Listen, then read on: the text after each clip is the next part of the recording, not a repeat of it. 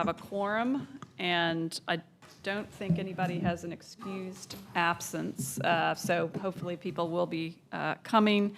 But we have the sociable city assessment results, and so we will invite up Whitney Schoenfeld and Monique Gent. Good afternoon, Mayor and members of council. Once again, I'm Whitney Schoenfeld with the Office of Special Events. While our office is well known for managing special event permits, we do have work that extends well beyond that scope. So we also have a hospitality and nightlife team comprised of 2 full-time staff members from our office who play a key role in helping support and shape our city's social and nighttime economy. So each of you has a printed copy of our sociable city assessment plan in front of you, in addition to the digital version provided in your agenda materials. Please note that this final report serves as a recommended work plan outlining potential actions and implementation steps should we choose to do them. We acknowledge that not all of the recommendations presented may be feasible, and some of these may fall outside of the city's authority to do. However, there are actionable items that we can take. The report generally provides a framework to guide and enhance the work of various city departments, partner agencies, and community stakeholders. At this time, I'd like to introduce Rachel Bain, who leads our hospitality and nightlife team, to share a few remarks and introduce our consultant, who will walk us through the presentation of the findings. We'll take questions at the end of our portion of the presentation, and then we also have transportation staff here to provide updates on the Glenwood South traffic safety study that they've done as well.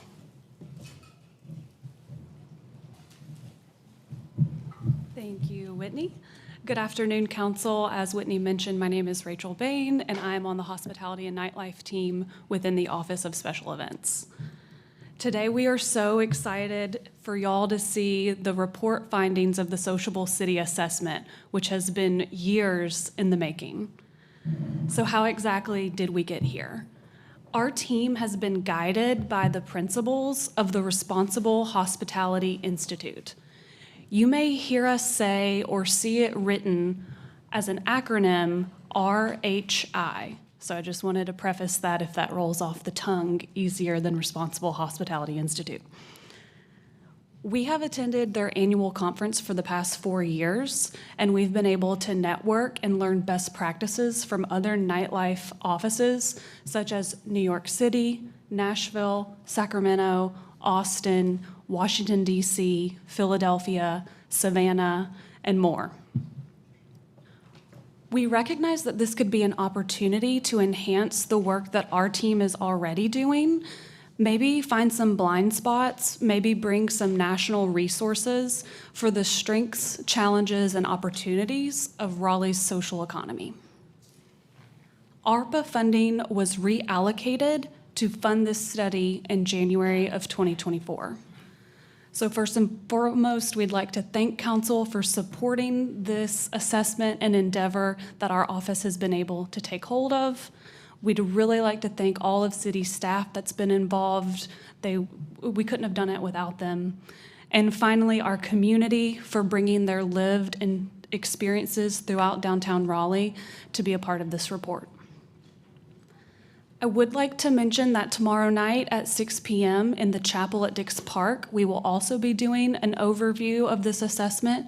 We've invited all of our project participants in the community to come out and hear in case they weren't able to attend today's session or tune in. And we are also launching a web page on the city's website, so the community will be able to access and read this report in full. You are going to learn in this presentation and read throughout the report that the scope of the study was our Fayetteville Street District and our Glenwood South District. But we would like to emphasize that there are recommendations in this report that can be implemented citywide.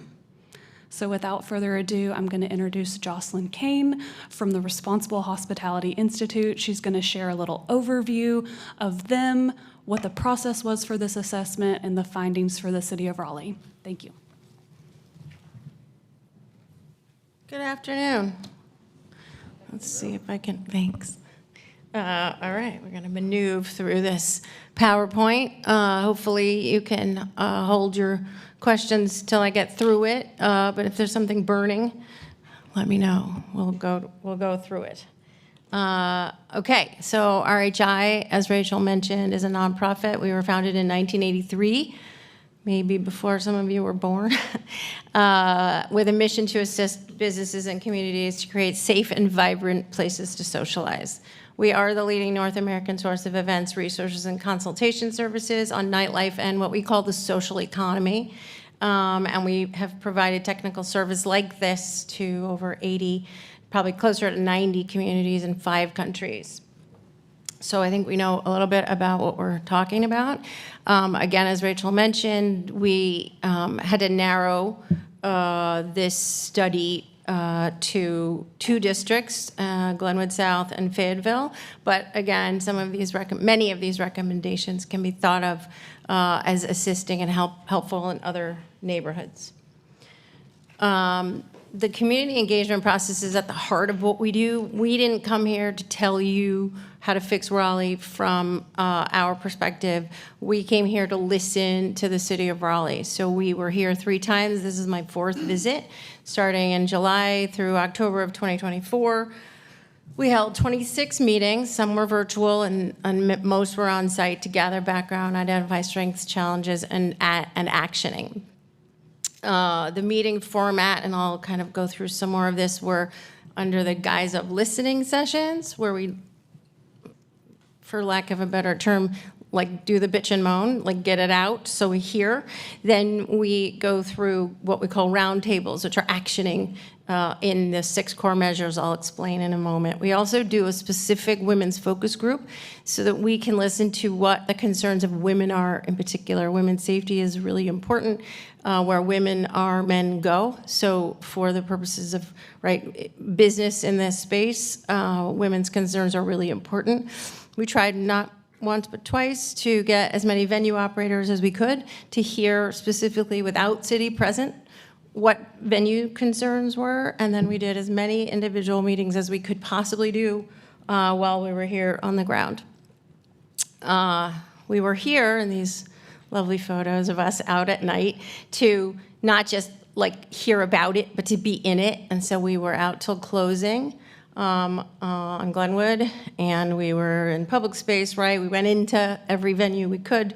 We watched closing time from a variety of perspectives, and then we were, escorted by police for a part of that, to walk along, to really meet some people and see how things worked. This is the overall view of the participation, which we felt was very good. Great, actually, 42 city government employees representing 12 departments, 30 plus dining and entertainment venues, and as many residents as we could get in a room, obviously residents from the study areas. We did also attend the Glenwood South Neighborhood Collaborative meeting of their own. The Downtown Raleigh, the DRA, the Downtown Raleigh Alliance, we met with them separately. State government, and actually Stacey's here from the Alcoholic Beverage Control Commission. She was very important in the work we did, as well as the Department of Public Safety, North Carolina Harm Reduction Coalition, realty companies, hotels, anybody, who we could get who consider themselves a stakeholder in your social economy. The framework we use, because nightlife and the social economy is big, and in order to work with it with some context, we sort of break this down into building blocks. And so governance, what does city government do? What are the systems in place? And then planning, safety, and vibrancy. Those are what creates, this framework. And then drilling down into that, we have core measures. So these areas, quality of life, which is what you think it is, Public safety is safety outside of venues. Venue safety is what's provided inside of social venues. Public space is how does the city and the residents here and visitors use the public space. Social venues are those operators themselves. And mobility is how people come and go from nightlife and social areas. And so we kind of build around those in order to do this roundtabling and surface, right, issues in these areas. Overall, I'll just say that there's a tremendous amount of strength in Raleigh's social economy. We do this a lot in other places, and this is one of the most fun places we've been. Events and festivals are a big draw here. The public art is fantastic, the murals. The Sip and Stroll, our social district, is very interesting and unique, and we're hoping, right, that more cities could learn from how it's going here, and you can really use this as a resource. Your outdoor seating as your weather, except for when I'm here, clearly, is sometimes, right, a key asset to having people come and enjoy themselves. The diversity we saw in Glenwood was fantastic, mixed all kinds of people, different age groups, super positive.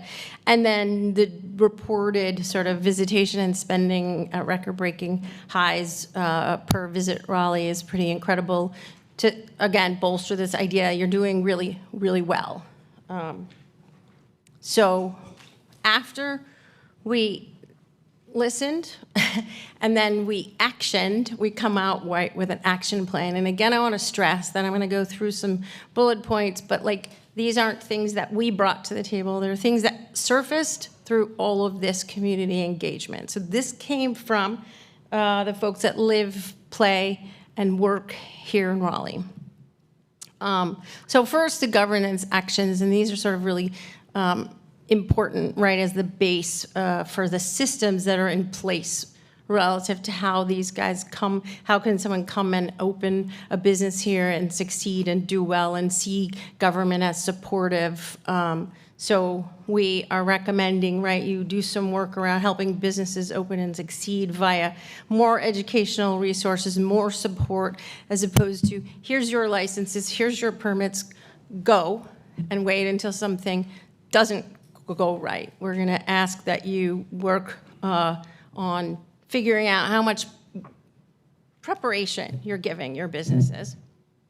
We recommend that Rachel and her nightlife and hospitality team rebrand in some way, because one of the big takeaways, and you'll hear this again, is that there's a gap in trust, a big one, between your venues and your operators and government. And it comes from a bunch of things. Can you just say what page you're on? Because this says governance actions, but, okay. Yeah, the report, just so you're clear, has a lot more depth than this PowerPoint. And we had to sort of boil it down because it's a 90-something page. There's a lot in here. So how you do this, like what exactly the steps are, right? Is more inside, and I hope some of you maybe got a chance to look at some of this before today, but obviously this is yours, so you'll read through it. So again, getting back to this gap, this trust gap, there has to be more trust with your operators in order so that they can receive what I think Rachel and her team are trying to provide.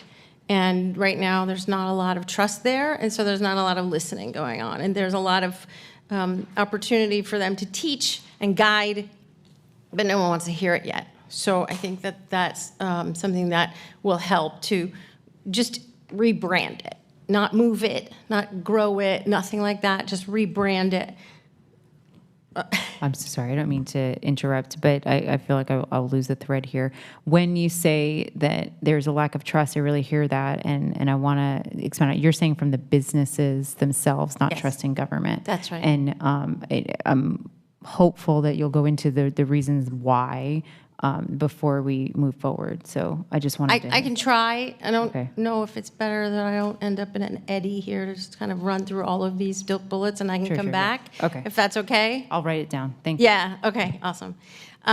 We're recommending improved ABC notifications to the city, and I know Stacy's been on this to provide more data on ABC licensed businesses opening and closing. There seems to be like a missed opportunity in just information sharing with respect to where a new business or a change of owner is happening. And these are really important points in City Touch where you could do some more education and get in there and be clear about expectations from the city side.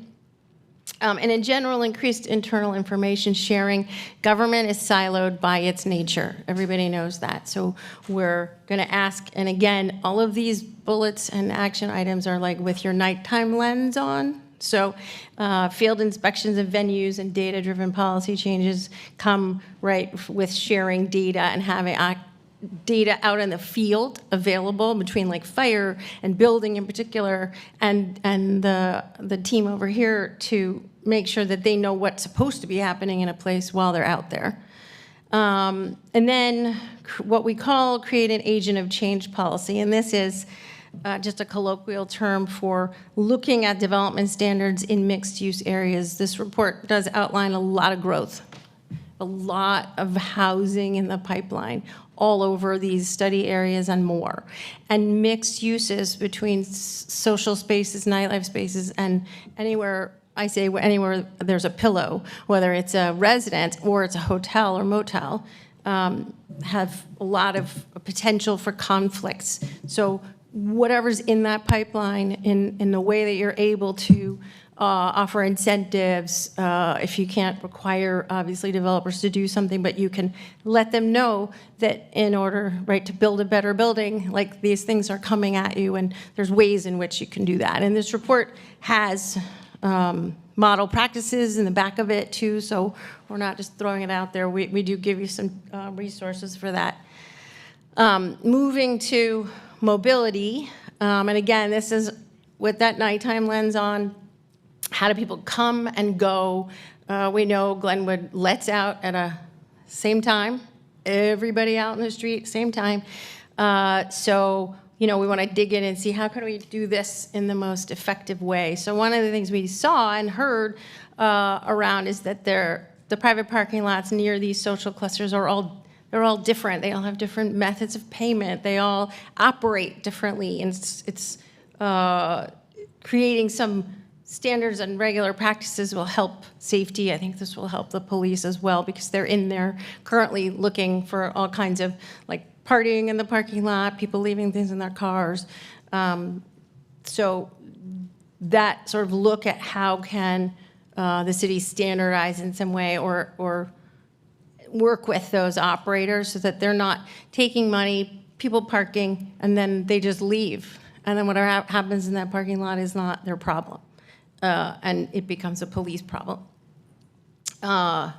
Enhancing public communication. This is simply just as much as you can do to raise awareness around what options are available in terms of leaving the district more than anything, but also kind of coming to the district and where does this stuff happen. So you have I know like a PIO, and there's many ways to get the word out there. And for visitors in particular who don't live here, the best ways to move in and out.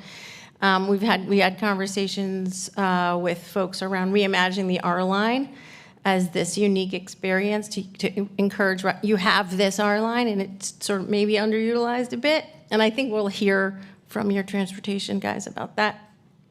And then we did hear, and again, a reminder, these are the things that came up in these sessions. So these are from the people who engaged in this process to preserve the public right-of-way during construction. It seemed like it came up a few times around what is the policy, how come this is not available, why do I have to cross the street, this feels unsafe. And so we dug in a little, and in the report some specifics around kind of what the city does and what they might want to think about in terms of right-of-way, especially with all the development that's coming, because it does sort of impinge on mobility. This one, enhancing quality of life, is really right about what do the neighbors have to say. And so one of the long conversations we had was around where do complaints go? Feels like I call somebody somewhere and then it dies, like I don't know what the status of it. So we did hear that the city's well into this process of creating a 311 so that the current process of complaining using 911, which is problematic for some people, right? A lot of people is gonna come online really soon, and will help really dig into what data. It gives you data. Is sound really the problem you think it is? Is this particular place or that, like, you only know sort of anecdotally right now, we don't have a lot of data. So 311s are great and really flexible. So I know that I talked with Whitney about where they are in that process. I think it's coming out of your city manager's office. And then we suggest reviving that downtown living advocates group, which we heard about, which used to exist because, again, there's a tremendous amount of housing coming to your downtown. Fayetteville, I think, is really what we're talking about here. And Glenwood has a fairly robust, right, community group, but downtown doesn't anymore, used to. So having that as an entity is efficient for everybody and is, you know, again, looking forward to the fact that you're bringing many, many residents to places with mixed use potential conflicts. Okay, so then we have to look at the safety piece. Actions to enhance public safety, and this was lots of conversations with your PD and folks that support them. So I know you've heard a lot about noise ordinances, and they're like a constant living document. Noise ordinances are always in every city something that you never find the perfect spot because conditions change all the time. So we have some recommendations around revisiting this relative, obviously, to commercial sound that comes from venues to achieve greater compliance. I know we could talk about that forever, so I'm just going to move on. We learned that the city has something called a net force, which is basically like an interagency team that used to go out to visit venues quite more often and ended up not doing that, and I'm not sure I know exactly why, but it doesn't really matter. The idea is to bring back that frequency. I think the lead has always been fire, and they had some trouble with respect to being able to work 24 hours in labor laws. So kind of, and I think when we get to the slide of some of the things that have already started to happen through this process of working with the community, like I think some of this is actually happening. We suggest visits to venues that aren't related to enforcement. Again, this gap in trust, which I'll talk with you after as much as you need, as much as I understand it, right, needs to close. And the way you do this is just be there more often in a way that's supportive and educating and in a pro-compliance way, but not in a heavy-handed enforcement way. So pre-holiday visits are always this good kind of way to do that, right? Big holidays where you expect a lot of people, St. Patrick's Day, Cinco de Mayo, like drinking holidays, if you will, just to create more interaction that is positive. And then we did surface, right, these challenges out in the street with street preachers and fights that have happened. And so talking about how to use the tools that you have in terms of the noise ordinance and the anti-harassment policies that already exist and try to manage those negative interactions.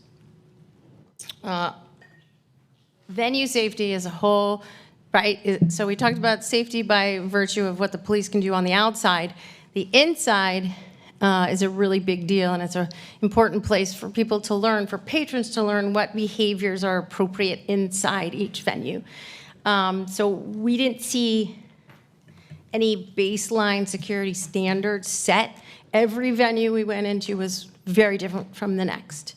And we would suggest, right, if there isn't anything coming from the state, that the city maybe think about how to create a baseline for what venue safety looks like. We call security and safety officers that. We don't call them bouncers. They're a professionalized kind of thing, and they should be treated as such. And so thinking hard about, right, what do we want to do and how do we make sure there's just a baseline for security in places that are similar to one another. Educating hospitality staff, again, this one really is more like we heard concerns around people who come in potentially people with mental illness or homeless and not knowing what to do, not the venues not and their staff not being sure who to call. And so there are resources here in Raleigh, but there's a gap there in sort of figuring out how those folks can, not have to call the police, but like refer some of these folks to the right support.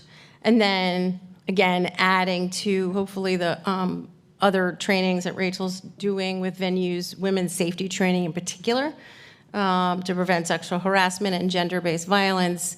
There's work all over the country and certainly internationally around drink spiking and predatory behavior. And this just happens, and we'll just admit it, right? It happens in nightlife areas. And so there is work around how to train venue staff and patrons, frankly, around what the right things to do so that we don't normalize this behavior. The social venues themselves, I've been talking a little bit about that. These came from these conversations with them. Fayetteville has negative narratives, and that has over time. So wanting to create more positive stories about Fayetteville, you'll hear me talk in a minute about DRA, doing some stuff around that, supporting venue employee parking needs. I know this seems like a little on the margin, but this is really important.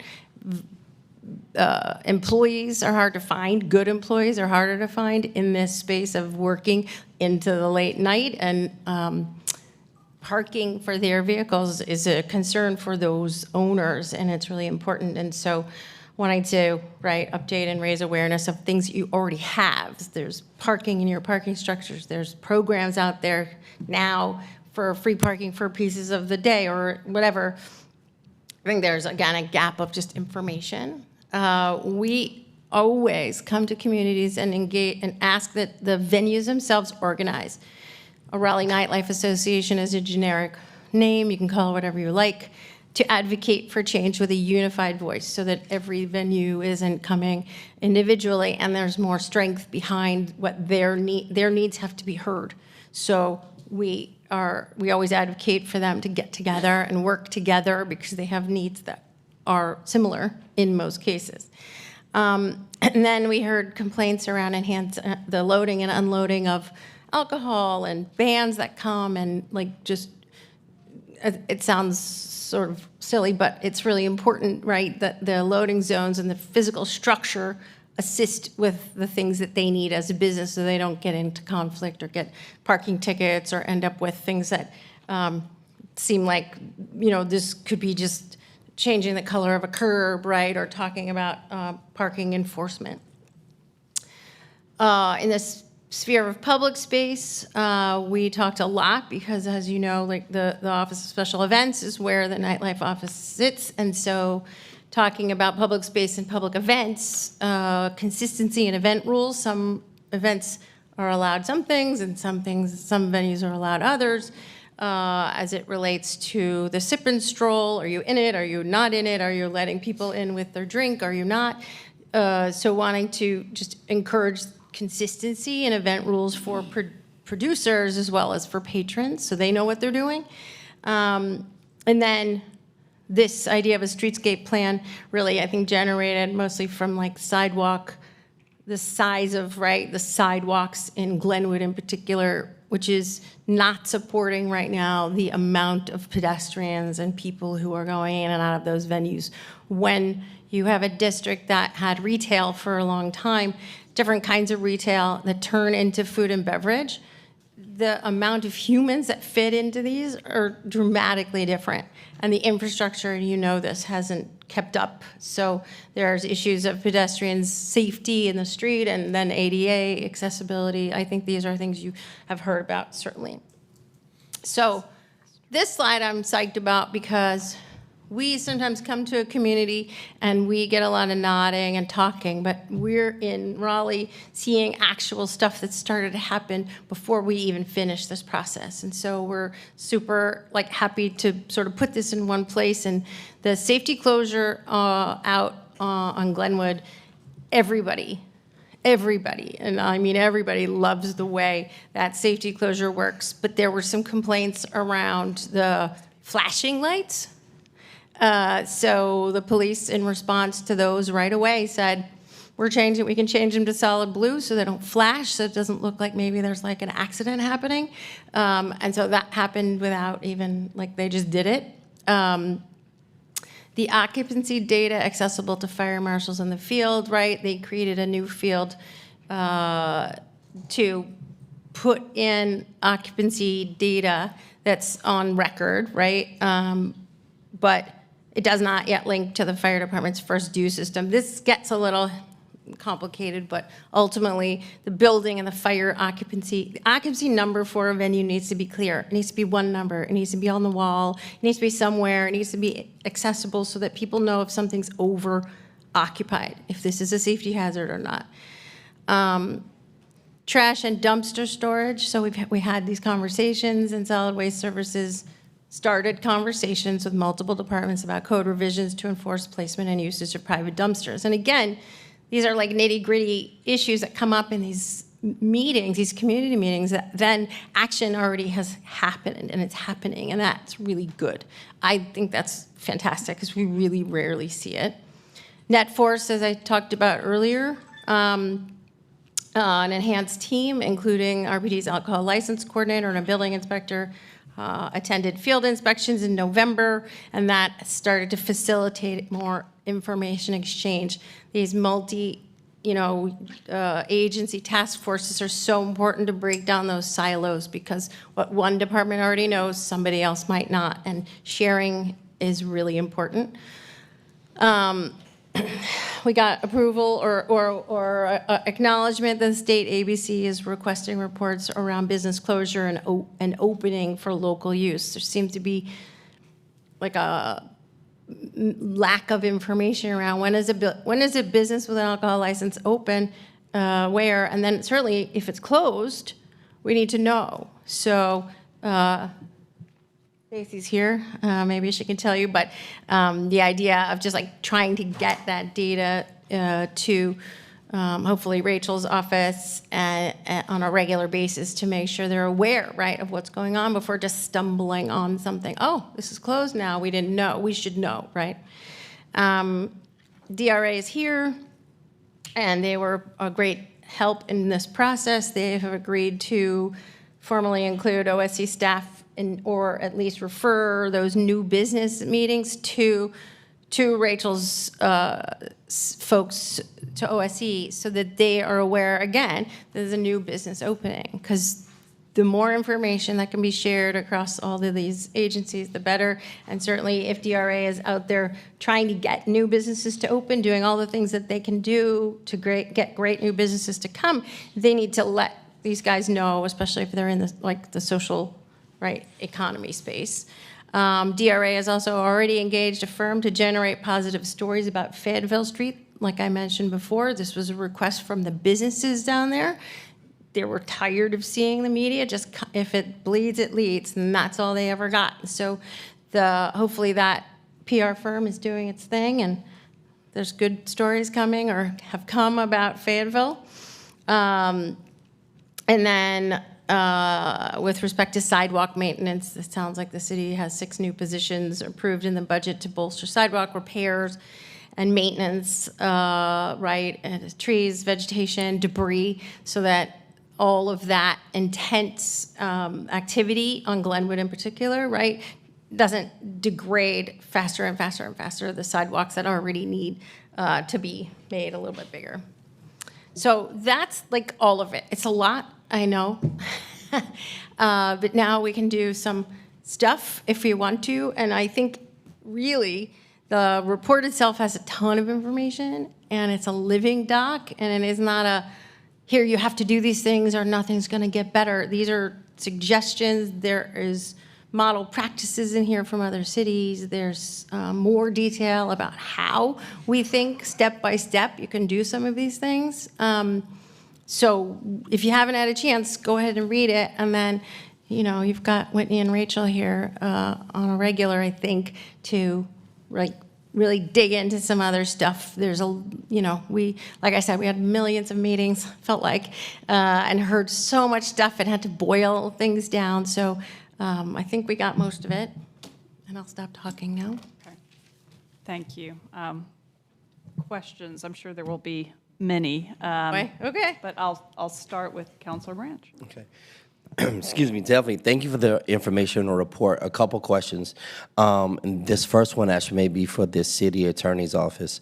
As far as like venue safety, how far can we go in setting policies and standards for security requirements for a venue? Because it mentions here, she mentioned professional vendor safety and training of you mentioned training of the people that work at these locations. So I'm trying to understand from a governmental standpoint, we're now going into the business and trying to set policies. How far, where's that line? On the outside. We could certainly, I think it's important to go back to what Whitney said in the beginning, which is some of these things that we can do and some we can't. I think that we certainly can meet with the business owners and have discussions with them about things they perhaps can put in place, but in terms of mandating that they put those things into place, we would be limited. Okay. And then my other question I had was I'm so sorry. I just want to sort of point something out as you think about this into the future. On page 90 of the report, there's this like little chart, and we had the North Carolina Department of Public Safety in more than one of our meetings, and they were able to sort of give us some idea, right, of where the state already has some requirements and don't.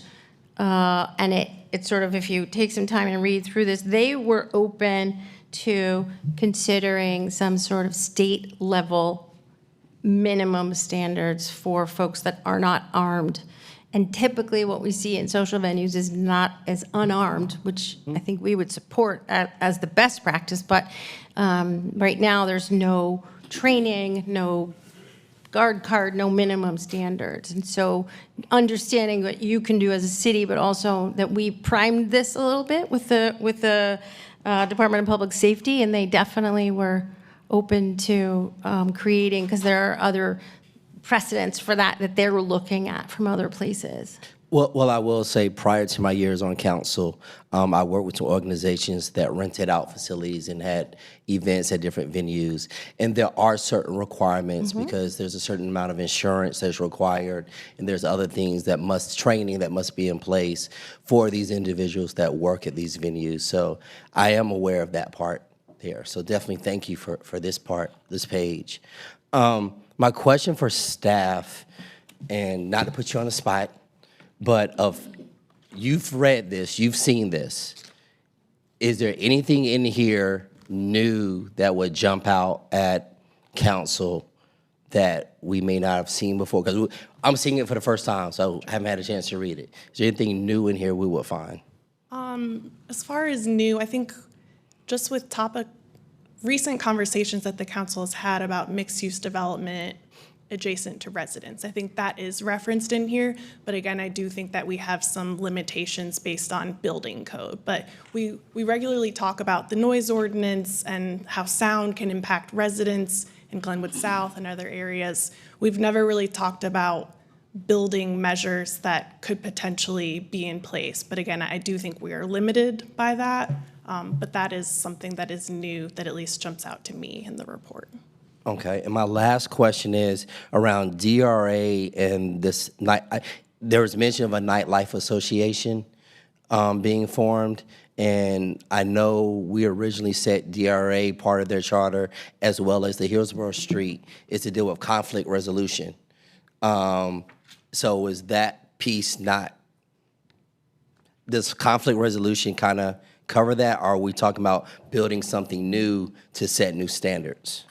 I would say that what we are talking about is something outside of DRA. It doesn't mean that it can't be formed in some way in conjunction with. But typically what we see in cities is folks feeling comfortable, right, with their own kind if you will. So having a just, nightlife association is, Well, I've seen, it could come in any way. It's really, the point is to organize these guys to have a voice.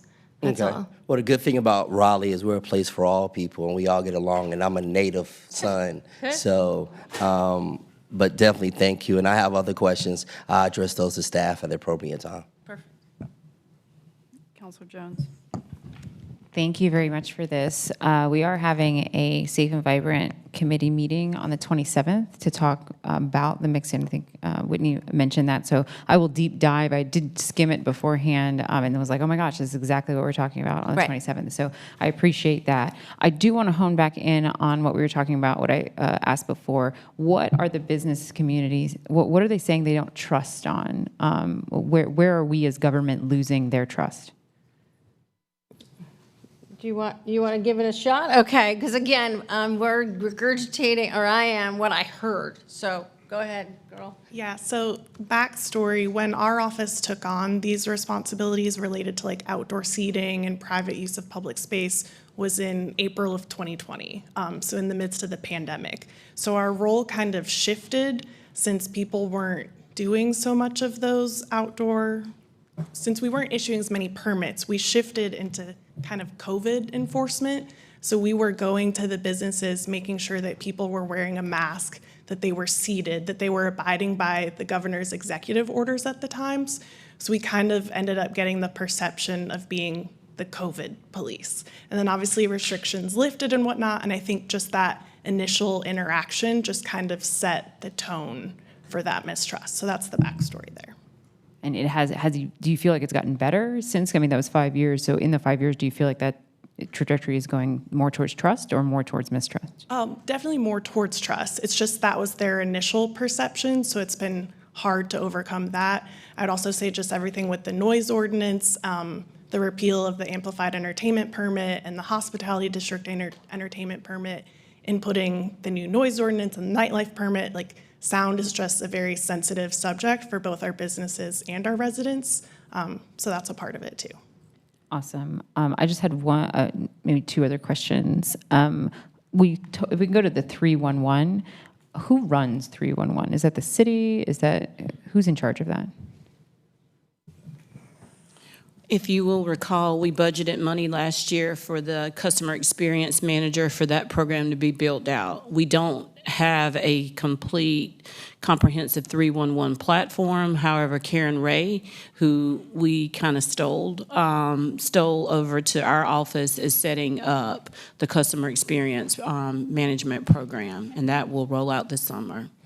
Cool. So that's the city that will own that 311. And so when they call, they'll be calling the city specifically. Yes, not 311 yet. Oh, but Right. when it fully built out, that would be the goal. Yes. Okay. Yes, the ultimate goal is to a full-fledged 311 platform. Awesome. Okay, thank you. And then my last question, and then I'll move on, or I'll yield, is for DRA, when you had a slide on there that said that we're now going to involve the Office of Special Events in new meetings. Was DRA not doing that before? Were we not involved in that conversation prior? And then if that's true, how were we getting information about new businesses? Well, it wasn't happening before, right? So it surfaced as a point to change that. I don't know how. Can you answer how before? I don't know if it was stumble on or whatever. So this did come up during the assessment because we thought it would be a really great opportunity to educate our businesses on all the different types of permits that they may need from the city and other just support services that we can provide.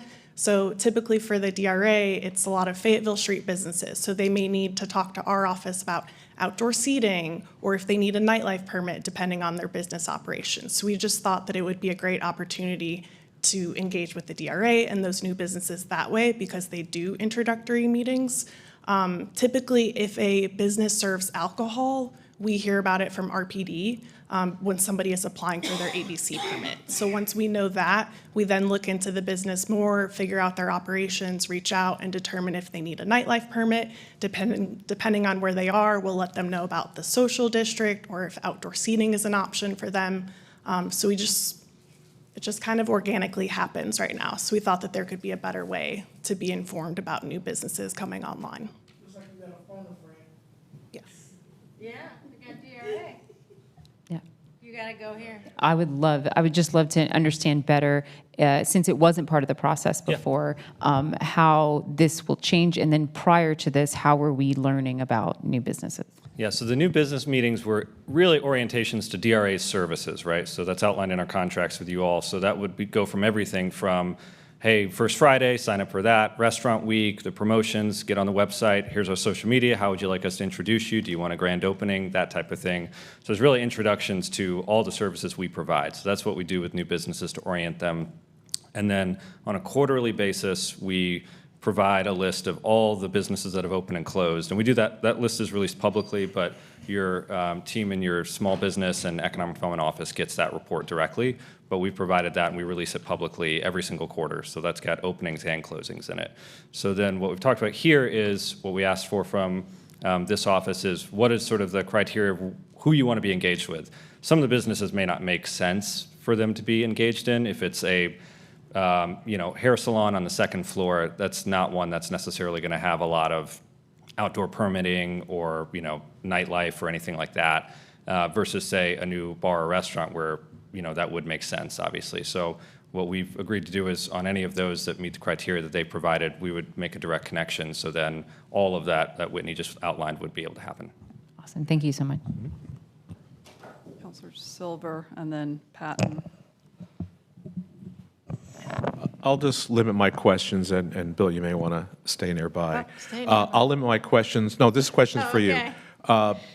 You put a lot in here about implement or conduct a streetscape plan. I know the city of Raleigh has a whole manual on streetscape, but based on other cities, because I've noticed over time, Raleigh has undersized sidewalks, and there's a very easy guide that says if you're 12 feet and under, it's very difficult to socially distance and navigate a street. If you're over 12 feet, more like 20 feet, think Chicago, New York City, wide sidewalks, Fayetteville Street and Block 83, which is bounded by Hillsborough, Glenwood, Boylan, and Morgan Street. Those are some generous sidewalks. So when you say streetscape, was there any comment? We don't often look at sidewalks as public space. Yeah.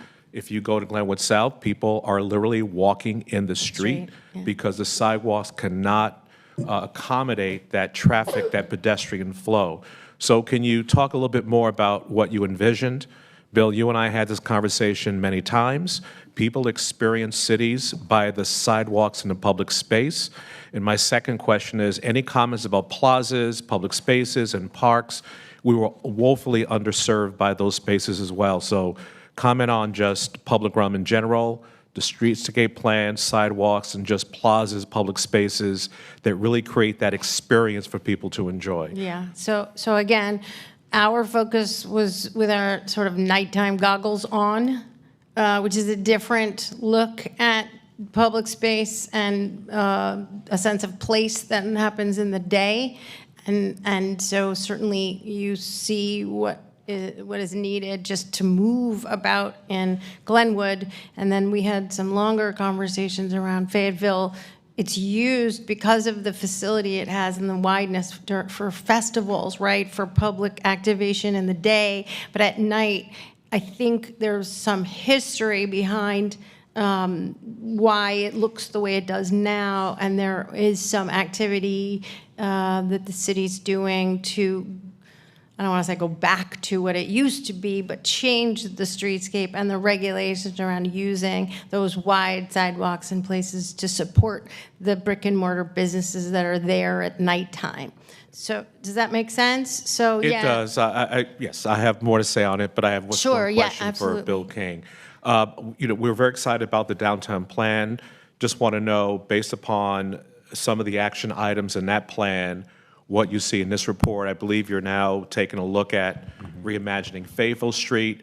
So can you just share with me from this report, because we're talking about action items, where do you see the priorities in this report of the work you're doing from the downtown plan that was released about a year ago?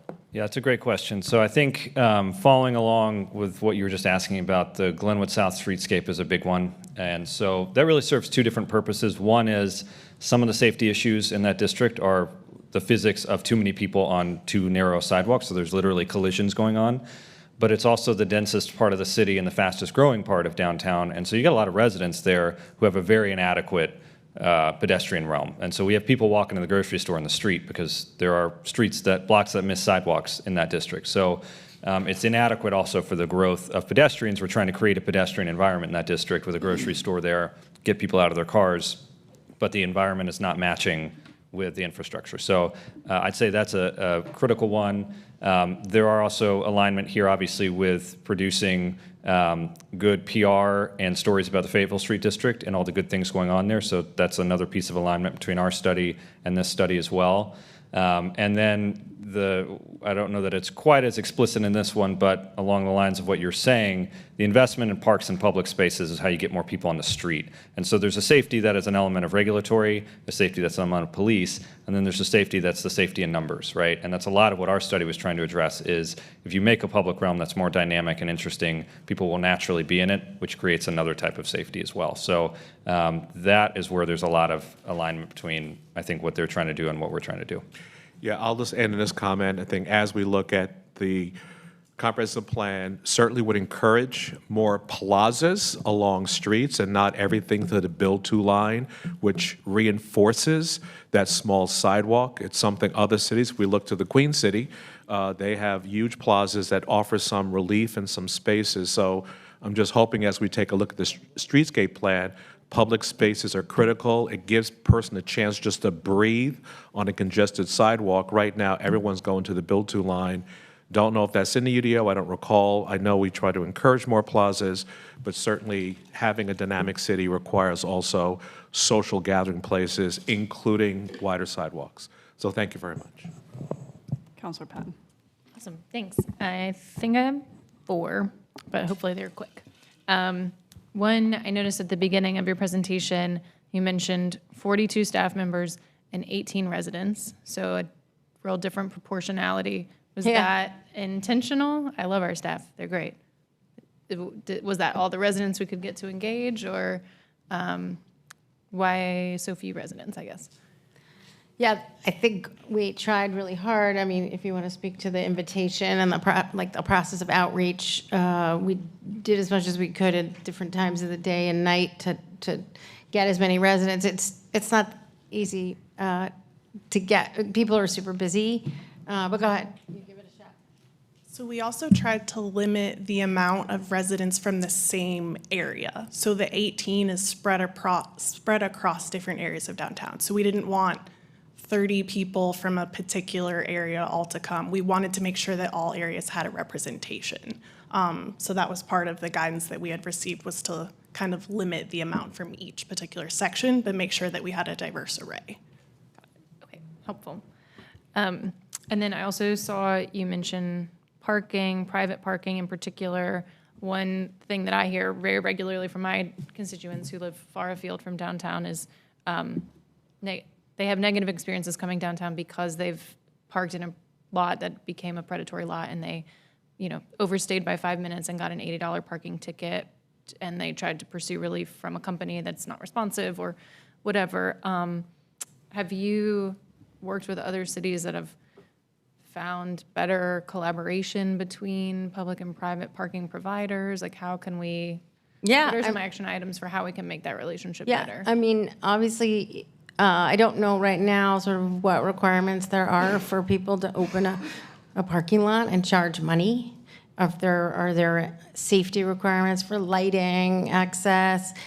So first and foremost, to be figure out where you're at in terms of that. And then, barring, and I come from California, right? So we've regulation happy, and I get that North Carolina is not that way. But again, baseline sort of standards around, what is the city expecting and what is the city sort of bearing the cost of when it comes to them, just utilizing their resource that they own to a point and then saying, it's a free-for-all, it's not my problem anymore. It's a public safety concern, right? Before it even then is just a confusion and/or a source of pain for, right, folks who might get a citation or towed out or whatever it is. Does that make sense? So in many cities, there's a permit to open and to run a parking lot where you intend to earn money from it. Permits aren't the answer to everything. I don't want it to sound like that's the best way to do it, but at a minimum, right, having just some baseline like expectations communicated in some way so that you know what to expect, hopefully. Okay. And then my other two are related to noise ordinance, so I'll ask them both and you can take them in flow. You mentioned getting better compliance with the noise ordinance. I'm curious if you have suggestions on how we can do that. And then you mentioned the noise ordinance in relationship with like street preachers. Yeah. And I'm curious if you looked at the noise ordinance and do you think it's sufficient to enforce that in a I think Here's the with respect to the latter part, yes, I think you have the tools with the noise ordinance, I believe, to manage that sort of negative interactions that have been reported. I think the first question about like how to get better compliance is that it's complicated. You've changed your ordinance, which is fine. Everybody changes it. You've changed it a couple of times. I think that personally, I ran something called the San Francisco Entertainment Commission for 15 years. I did all the regulations and compliance and issuance of permits for nightlife in San Francisco for a very long time, right? And so I'm very familiar with how this works from the city side. The current standards that you're using are tough on venues. Like a reasonable person standard is not objective, it's subjective. And when you're operating a venue, it's very hard to know whether you're being reasonable every night you're doing business. Many, and I know previously your noise ordinance had you had numbers. Barring like a standard like that, finding another standard so that when someone opens for business, they know they're not just set up to fail in terms of this noise ordinance standard. So working individually with every venue that has a permit and being able to work with them so they know where that number is, whether they can set it on their boards, whether they can, however the system works to do it, they need to be able to know if I do it this way, every night I will be okay. And they don't know that right now, and I think there's some struggle on the enforcement side of what is reasonable and how do I every night, right, like not play games with, does that make sense? I think it's really tough to use that standard. And certainly with outdoor venues, it's even harder, right? Well, I mean, I haven't exactly, so we were told that we use this standard because when you have mixed use, you can't pinpoint where the noise is coming from, and so we moved away from the more objective standard.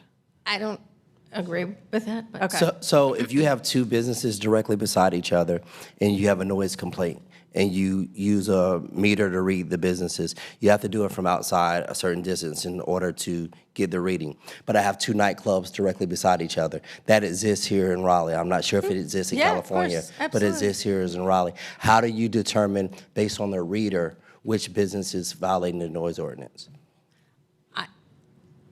I'm not a sound technician, but I do believe you can do that based on, it's not just the reader. And I think this comes from, without not trying to sidestep your question, I think this comes from this idea of what is enforceable after you issue it. What is the process by which we issue a citation, and then how do we, manage through the rest of that process? So is the issue around the citation part, or is it around who made the violation? Because they are two separate things. Yeah, but I think I was under the impression it got changed, not directly because of what this problem is, but also because when you roll down the pike of adjudicating, if you will, you struggled.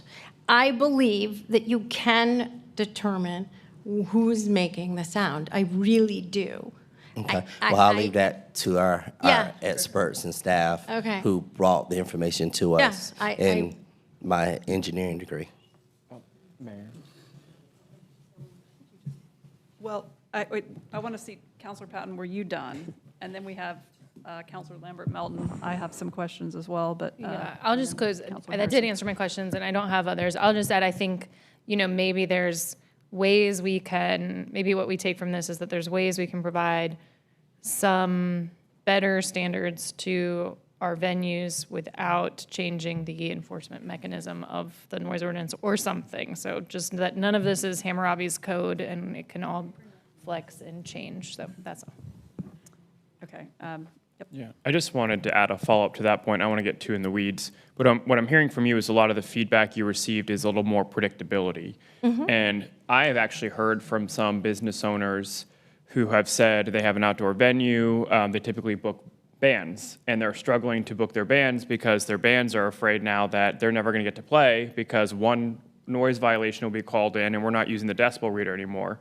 And one idea that I had, and I believe I talked to someone in our police department or attorney's office about this, is can we provide almost like a pre-screening service? And I understand that that will take staff resources, but if we know that there's going to be a band playing or a party at a venue, could we offer someone from our hospitality unit, RPD, go out there, test the noise with them, go to certain distances where houses are, come back and say, hey, this level's good, keep it at this level tonight.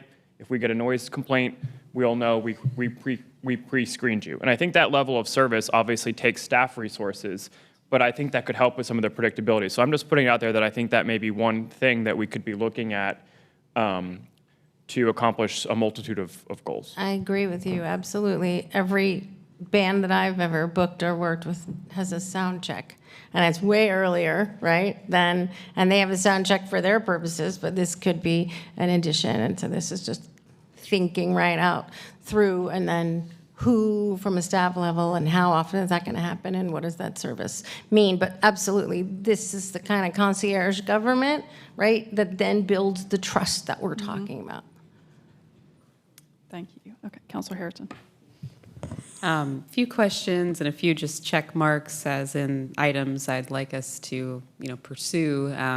I'm really excited about some of the ideas in this report, and I'm glad that you all were able to have so many discussions. And I'd be curious to see the residents that were included, where they live. I don't know if there is a map somewhere just showing the types of residences, that they're in, because there are a lot of different, very tall buildings and single-family neighborhoods, and just be curious to see that. But a couple items. One, I believe you mentioned there'll be a public meeting tomorrow where folks can learn more about this plan. When, where? It's 6 o'clock. Go ahead, tomorrow night. Dix Park Chapel Yeah, at the at chapel. 6 p.m. tomorrow, Wednesday. Thank And you. everyone who participated, all the residents, all the businesses, they've all received an invite from our office as well. But it's open. Yeah, To anybody. it's open to the To public. the public. Okay, great. I liked the idea of shifting liability to the private parking lot managers when it comes to safety. I don't know if that is something, how do we do that? I think I'll just leave that as a check mark, thinking about next steps and how we can pursue it. I really like the idea of a downtown living advocates group, as well as the Raleigh Nightlife Association. There was mention of a prior group like this. Can you talk more about it? Can anyone here talk more about it? I don't know how long ago this was. And certainly, do you remember? Come on, Bill. Yeah, this was a group formed, I think, a little over a decade ago, primarily downtown area residents. And a number of them are still around. And really just sort of, as downtown was adding people, it was a group to get together. We still have their email list, so we keep that in our database and have used that for resident outreach as well. But some elements of it sort of morphed towards the Glenwood South Neighborhood Collaborative, because that sort of was where a number of the residents are. Some of those residents have left, some are still around. So it's a group that was around a good bit, really more of a decade or so ago, a little bit less than that. And so we've still got that information. And then we've got some elements that we've built. We have a resident newsletter that we put out every month. We've been doing monthly mixers with residents as well to sort of build up that contact base. And then we're doing sort of regular tours with the HOAs as well downtown. So reformulating something like that would not necessarily be difficult. That would be a good thing. So, and I think there's some elements of that that would be easy to put together. Yeah, I think that would be great. And I saw DRA mentioned as being part of that. Bill, would it also include any of the edge neighborhoods, or would it only be neighborhoods that are within the DRA boundaries? I think that depends. Generally speaking, it's a little harder to sort of gatekeep that necessarily. We focus our HOA engagement inside the district, which pays into the service district. But for all of the events and everything, we've never gatekeep that. So if people come from surrounding neighborhoods, consider themselves downtowners or interested in downtown, there's no real reason why they wouldn't be included in that. So I think we would see that as additive to have them feel like they're part of it as well. Yeah, that would be great. Just a couple other items I noted. I guess maybe this goes back to you as well, Bill. PR for Fayetteville Street.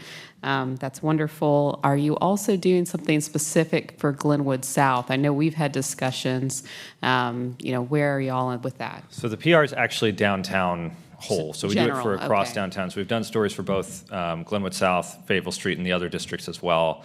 Fayetteville Street area has had more of a issue with some of the negative perceptions around obviously what happened around the transit center a couple of years ago and all that, and just has had a harder time economically recovering from COVID. But we have done some for Glenwood South as well and continue to do so. It's a different PR challenge, but it's also something that we've also sent stories around, around some of our entrepreneurs in Glenwood South and things like that. So we do it for all of downtown, not just the Fayetteville Street corridor. Okay, I'm curious, what is your messaging for Glenwood South? There was some note that we are missing marketing to Raleigh residents. We're doing a good job getting the word out to folks maybe from outside the city, but does your marketing focus on Raleigh residents, and does your messaging, kind of hit their interests? Yeah, so our marketing is both Raleigh residents and outside, so we do it for all. And a lot of what we're doing is, just appealing to different news sources, so all the news stations, newspapers, things like that. And then we do advertising in sort of all your radio, TV, print as well, a lot of digital advertising.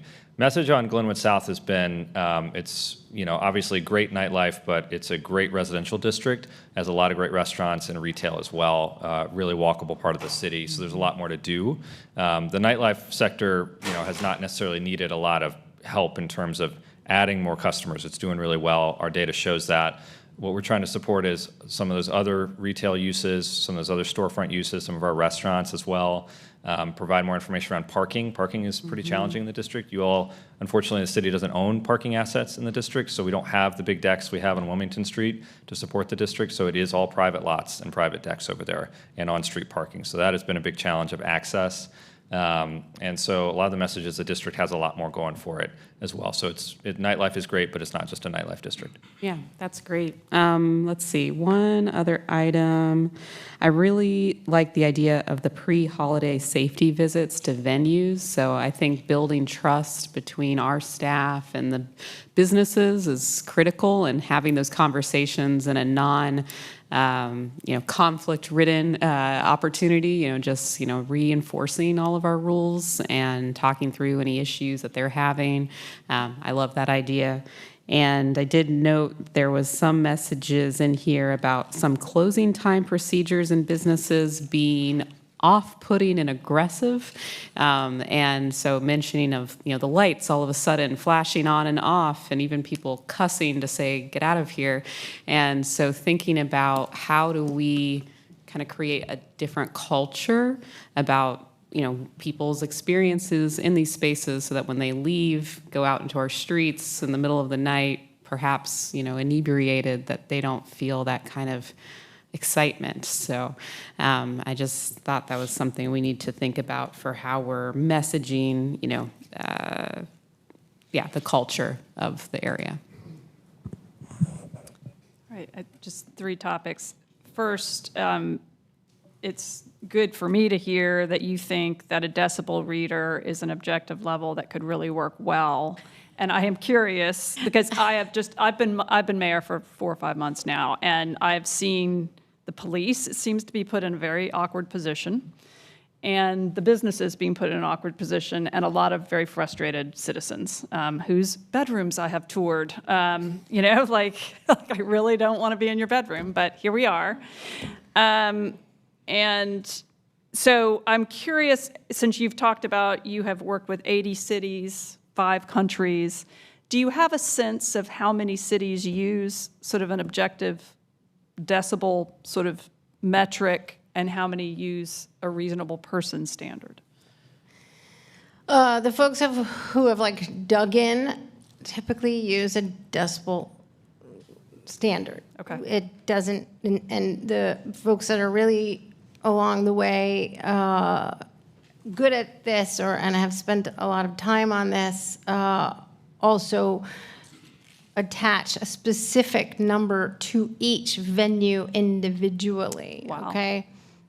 It's a lot, and it doesn't mean you need to go there, right? But the more, again, the more set up for success you can make businesses, the better they can comply. Yep. I feel like there are also many cities that have administrative, like it's an administrative, not a criminal citation. Like the whole construct of sound violations is different. Yeah.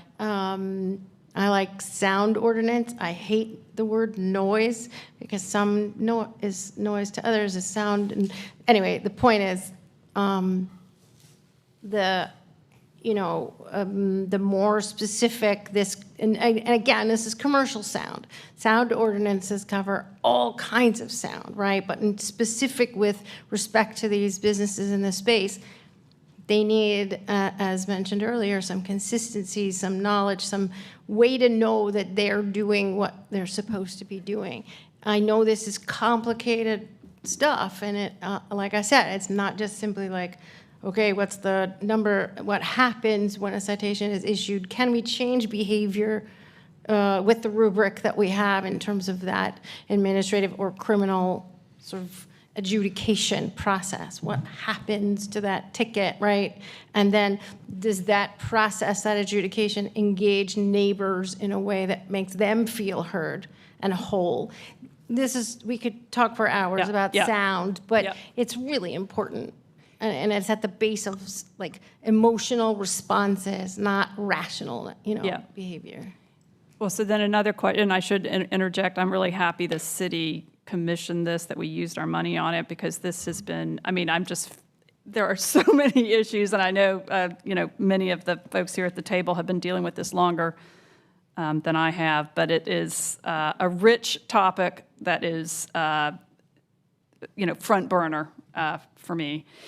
The other thing that sort of surprised me a little bit was the sense that we would shift the sort of building standards and things to the residences going around these areas rather than have a more sophisticated set of permits and planning and on the businesses themselves. And I guess my observation of Raleigh is we've got a couple really sophisticated professional venues like Red Hat and others that are, they're experts. They know what they're doing, they're complying. And then we have a cliff drop off to a bunch of backdoor bars that are in an old gas station or a little house, and they're blasting the music out.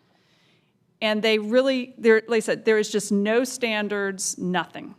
And so what did you observe in Raleigh? Are there better standards for sound insulation and structures and noise barriers in other cities that we could be? Right? Absolutely. And when we use the word agent of change, it implies sort of what is the thing coming to the like, is it a new residential building coming, or is it a new venue coming to a residential area, right? And which of those, if not both of those, need to build a better, building, build a better whatever, or mitigate, things that are there. So when we talk about building standards for new residences, it sort of comes from this information that was given to us, and there's thousands and thousands of new residential coming that are not, the ground hasn't broken yet, and they operate, and the mixed use conflict is coming. Mm-hmm. So how do we, given the constraints and the rules here, encourage thoughtfulness on the side of development, not necessarily saying you must build with STR-rated materials, but saying be cognizant of the ambient sound on a Friday and Saturday night. One of the most important things that we did this work in San Francisco was to require sound studies before groundbreaking, because you want to know where you don't do it on a Tuesday afternoon. You need to know this is the ambient sound here during certain times is much, much louder. And if you want to build something where people can sleep, the building needs to withstand it, just like a hospital or a library or whatever. And so there are things you can ask of developers, you can bring to the table, you can have conversations. Just also, we encourage the operators to meet with the developers, because the operators don't know what the development process is. They just turn around and go, oh my God, there's a building there. And they aren't aware of this whole entitlement process that goes on and the opportunities for those folks who are building something near them to be engaged in and try to figure out ways that the operations get impacted less. Where's the front door? Where's of the building? Where are the bedrooms facing, right? Things that are just thoughtful conversations, again, not necessarily saying you must require all buildings to do certain things. Yeah. Does that make sense? Yes. Okay, and then final question. This whole idea that we don't know as much about the alcohol permits, that's more opaque. But I guess as you observe Raleigh, and we have this super concentration of bar after bar after bar after bar, I mean, are there cities that, and again, North Carolina law is, I mean, we ain't California, but would you suggest that cities just create more brakes on these things, and that you try to, have we made mistakes in our own zoning and planning over the last few decades that have contributed and other cities have done this better? I don't want to say you made a mistake. I just will say that the consequence of the systems you have in place have allowed a tremendous amount of concentration of places with occupancy larger than the infrastructure can support. I'll just say it that way.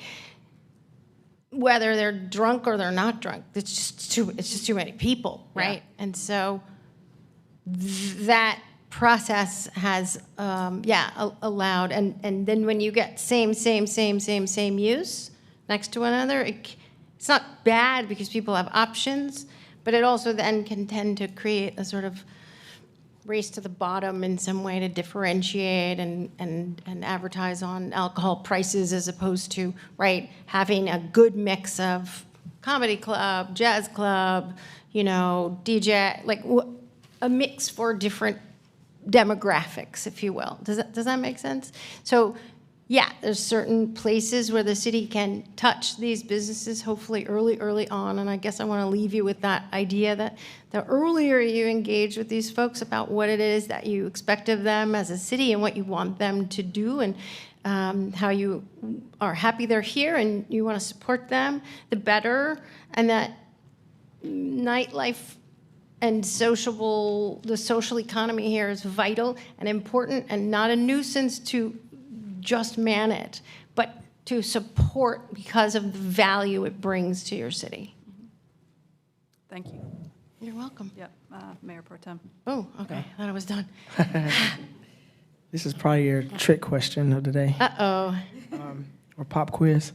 So with all the different municipalities that you've dealt with across the country and in all your dealings, have you come up with any strategies for folks who are repeat violators on sound issues or other issues? Do you have any recommendations or tips or anything along those lines to deal with repeat offenders or frequent flyers in the city attorney's office? I guess it depends on what you mean.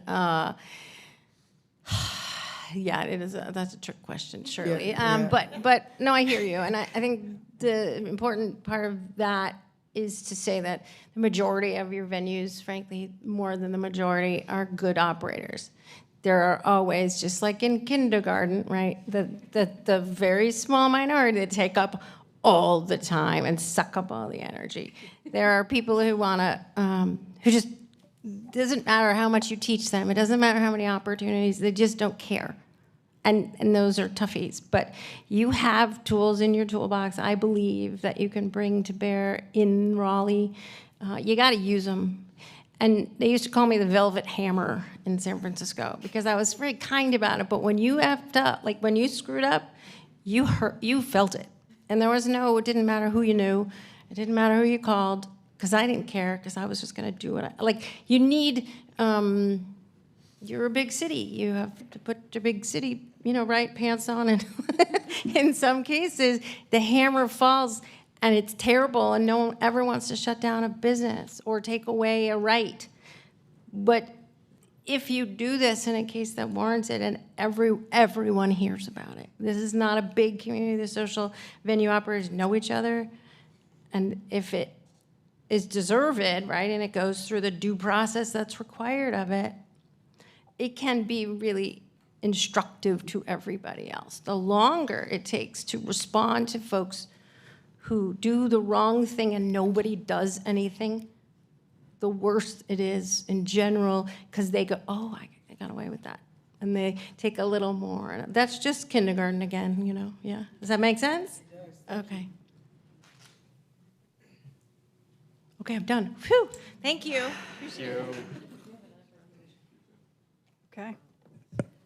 And I guess I just have one more question for us as a council, as we're thinking about all of these different opportunities. Is this something that staff is going to bring back? Hey, we're working on this, that, or the other, or do we need to have further conversation?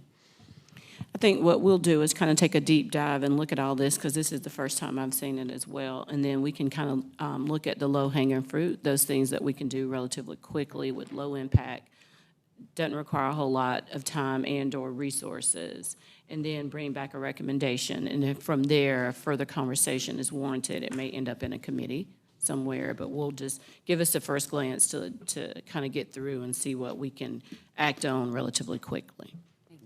Madam, if I may ask, council members, look through it. If you have questions or suggestions that there's some things we can probably talk about or provide you information on May 27th when the committee meets, because a lot of this is tied to that build-up environment overall. So that's one thing I just wanted to mention.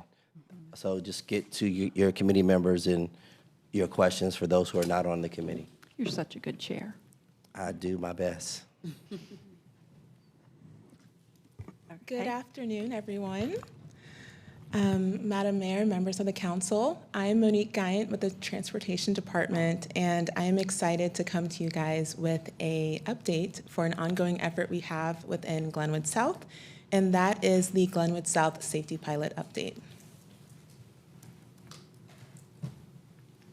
To share some background on how this project came to be, this project was initiated by City Council in response to community concerns regarding safety in Glenwood South. Essentially, the Glenwood South that we have today is not that one that we had 20 years ago. We have new residences, new businesses. Essentially, even the way people move within the corridor is different, whether that be driving, biking, walking, and scooting. And so with the $200,000 that was allocated by City Council, we essentially have the opportunity to address these community concerns. And that is through improving pedestrian safety, through traffic calming, and increased pedestrian visibility to vehicles. And we aim to do this through quick build improvements at select intersections on Glenwood Avenue. And those intersections are Glenwood Avenue at Johnson Street, Glenwood Avenue at Tucker Street, and Glenwood Avenue at North Street. So these three intersections are right next to each other, so a 3-street span. And through this pilot, we will be analyzing pedestrian behavior and developing recommendations that essentially can inform a future Glenwood South streetscape plan and similar projects within the city.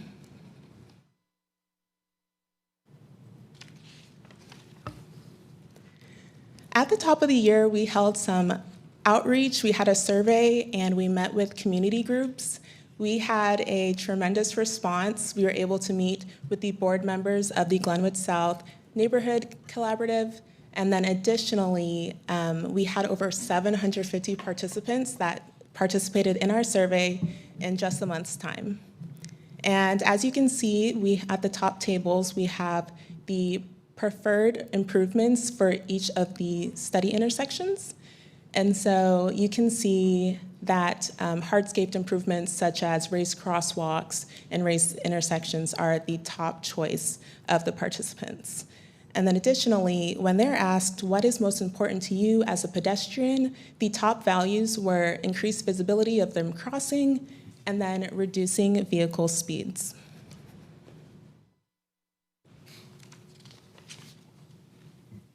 Here's a little bit of overview of the project area. It's a little bit blown out, but denoted with the yellow stars are the pilot intersections. So we have Glenwood Avenue at Johnson, Tucker, and North Street. And then the image to the right is an example of a painted curb extension. Now, this location is very close to us and is at the intersection of Hargett Street and Salisbury. You can take a little walk and see it for yourself. There are painted curb extensions at all corners at this intersection. So for the safety pilot, we will be approaching this from a multi-phased approach. And in the first phase, we will be placing painted curb extensions at all corners. And so it'll model exactly what you see on the screen, very similar to what we have at Salisbury and Hargett. And then the second phase will explore a possibility of raised crosswalks at select intersections. We are currently coordinating with our partners in street maintenance for installation.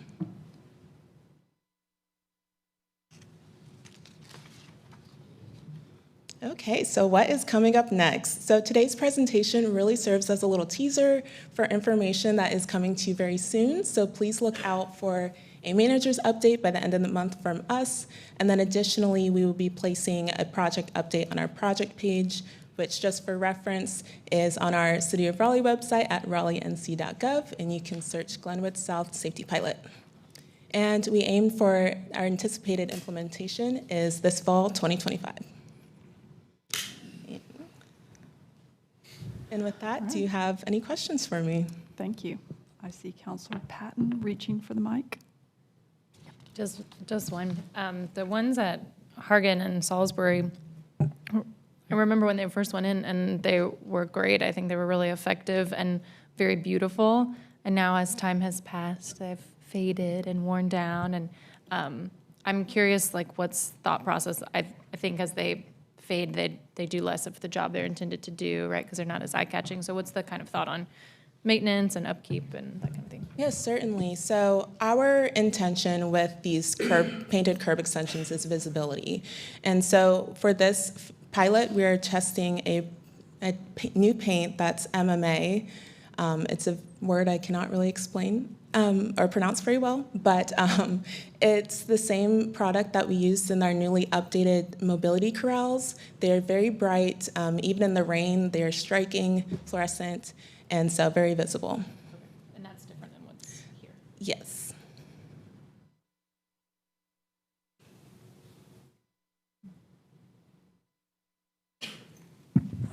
Is this our last presentation? I know there was a mention that transportation was going to present too, or is this the last one? This is me. That's it. I understood, but I meant about the R line that she mentioned, the consultant mentioned we'd have. I wanted to bring that up just briefly.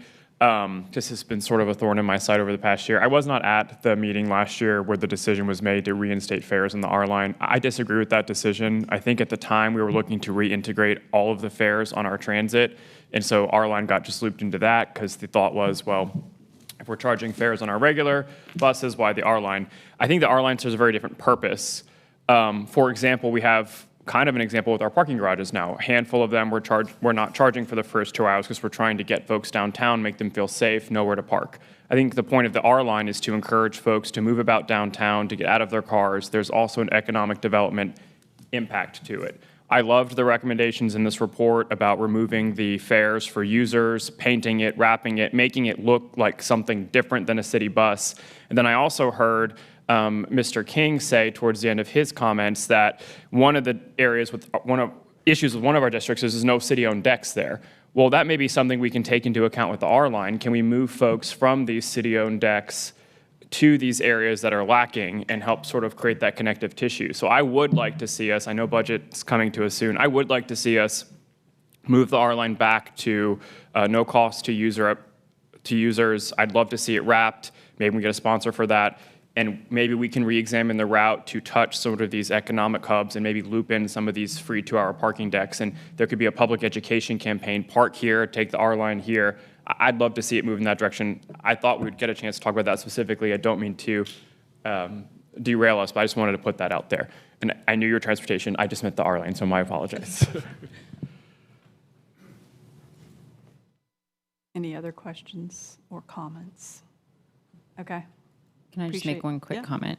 I think, just going back to Councilor Melton's comment right there, when we discussed it, and I'm sorry you weren't there for that, it was about equity, and it was about how are we charging for some and not for others. And so that was the reason it was made. I hear your point, though, and it makes sense. So I think that since it's been in existence for almost a year, I'd love to see what revenue the data of how much revenue we've made on it to justify and say, okay, this is what we would be losing. Because I don't know, as we were making that decision last year and bringing fares back, that was a big portion of it because there's that gap in what we were making for that. So that was why or at least from my recollection, and somebody else can correct me if I'm wrong, but I think that was the reason we decided that. But I do believe what you're saying is a very interesting point, and the data I'd be interested in seeing. So that would be my request moving forward.